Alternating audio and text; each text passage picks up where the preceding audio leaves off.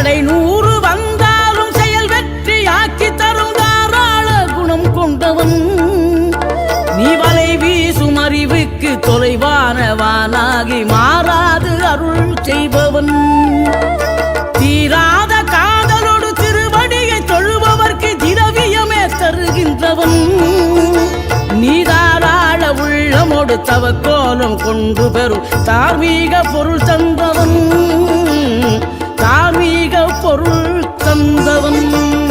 6 படை வீடும் அருள் வழங்கும் முருகா அருகே நீ ஓடோடிவா. 2 முகம் ஜொலிக்க 2 கரங்களுடன் ஆதர